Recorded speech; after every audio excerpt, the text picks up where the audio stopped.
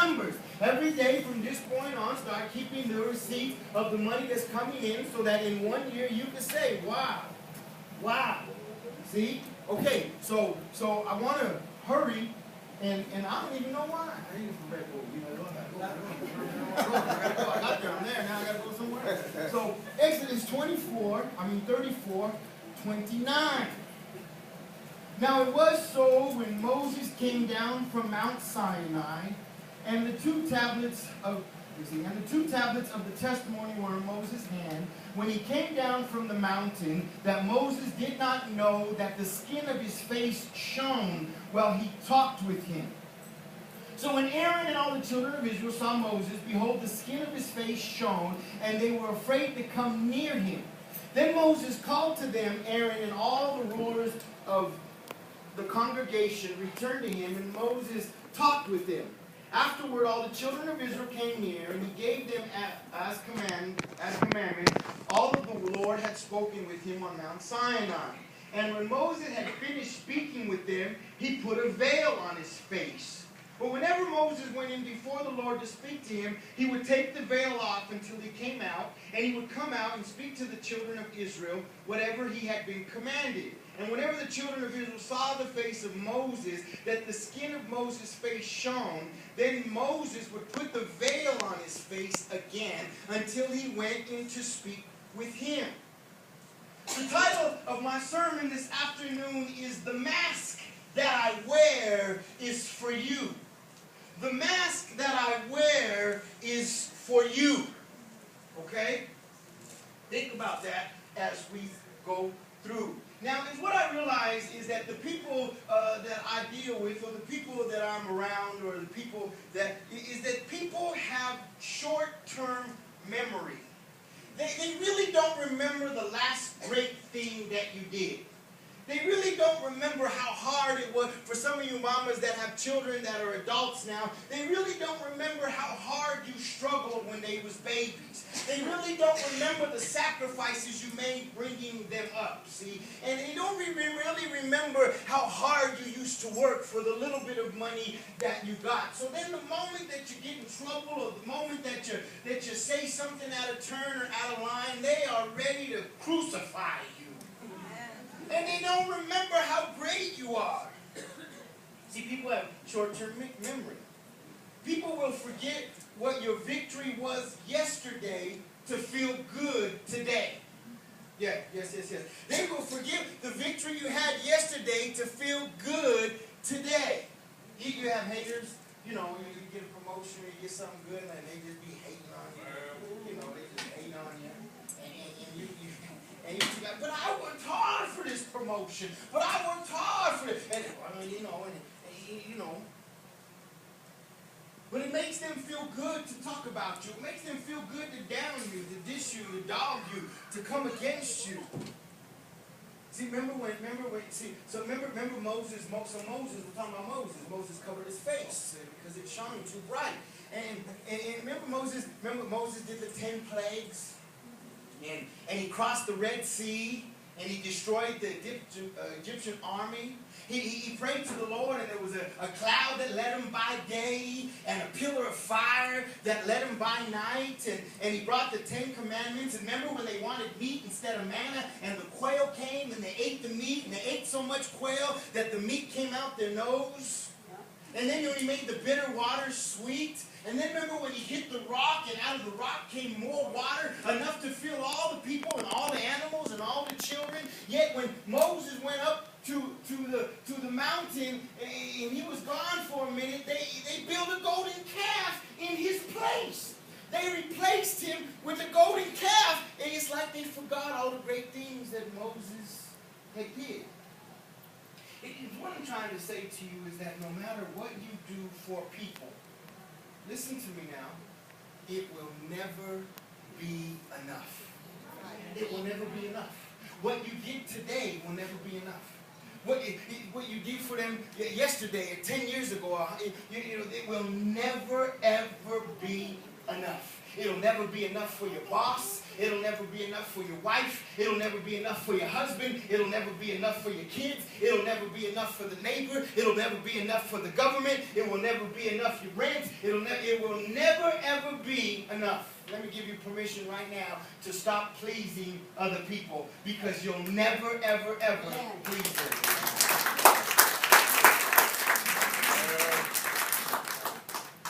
When you stop pleasing man, it will start pleasing God.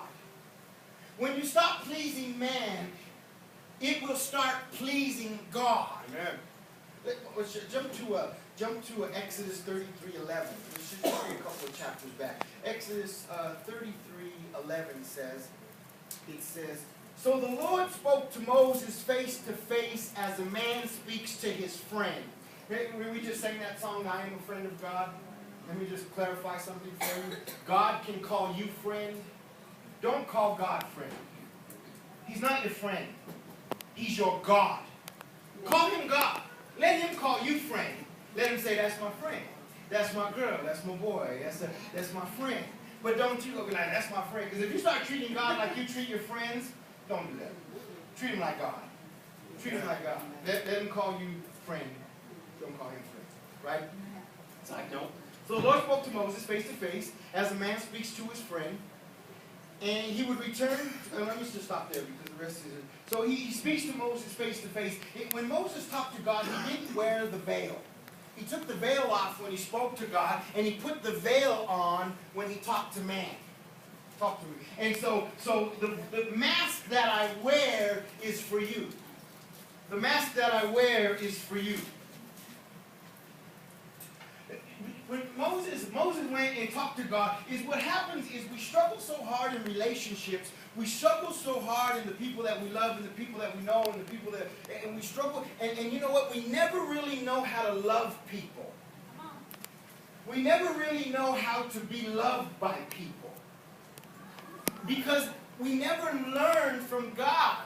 You must love God first before you can really love anyone else.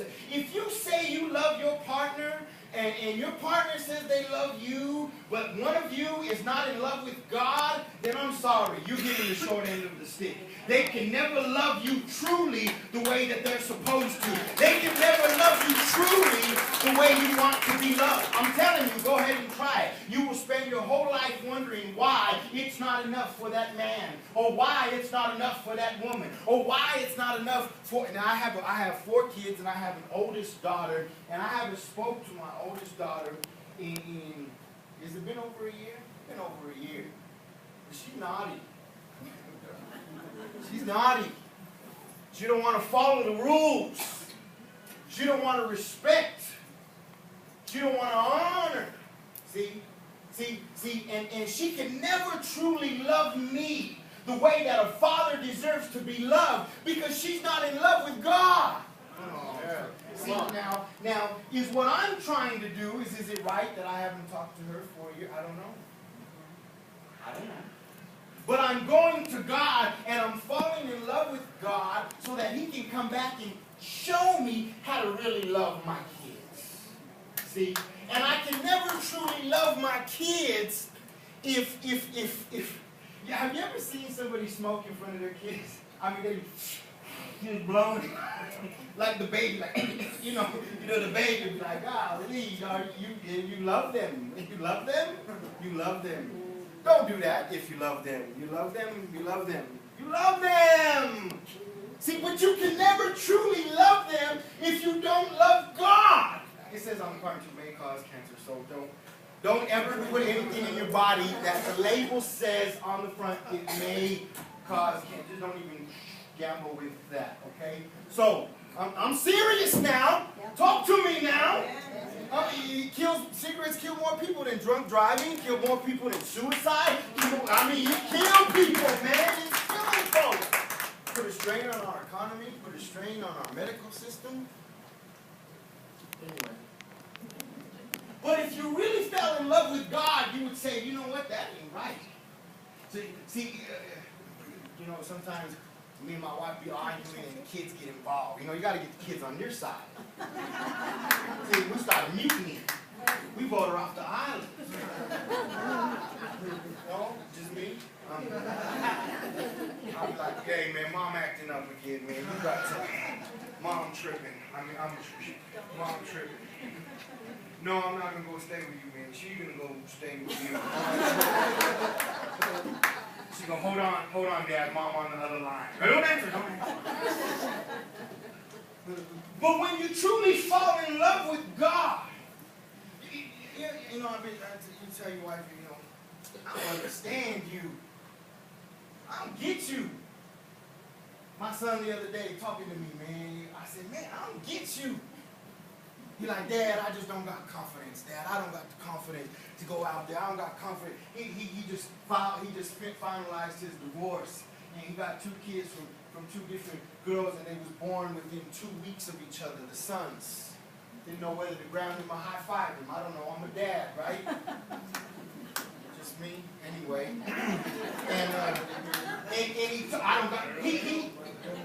He taller than me. And he's skinny, man. I wrestled 135 pounds in the 7th grade, man. He's skinny, tall. He does the little man bun, you know, your man put the head back and put it in a bun. That's cool. You know, he's an artist. He's creative. But Dad, I don't got the confidence. I said, are you serious? If I had half of what you have right now, who knows what I could have accomplished?